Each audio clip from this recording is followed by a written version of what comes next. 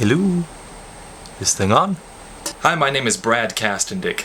I'm delighted to share with you some of my belching skills, more affectionately known as burping in the common tongue. But before we get into that, a little bit of history. I've been burping for the past 26, almost 27 years. The past 16 of those, I'd have to say I've been burping independently without my training wheels. I've many people to thank for the development of this talent. First and foremost, I must thank Nickelodeon and, of course, Homer Simpson for teaching me that it is okay to burp in public, despite what my mother may say.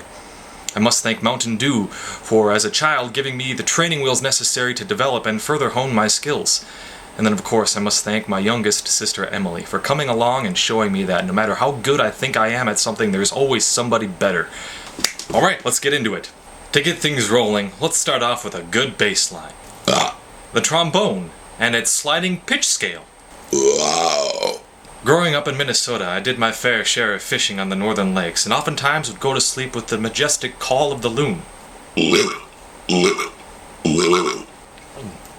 I was a marching band nerd, so the snare drum. I had a golden retriever growing up, so why not the panting dog? Oh god. And of course my personal favorite, the king of the jungle. I may throw up. And why not throw in a bonus track, the infamous ABCs, abridged version. A-B-C-D-E-F-G. Thank you for tuning into this episode of Belching with Brad.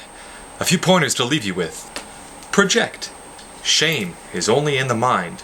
If you're having difficulty getting those engines started, remember, kombucha helps.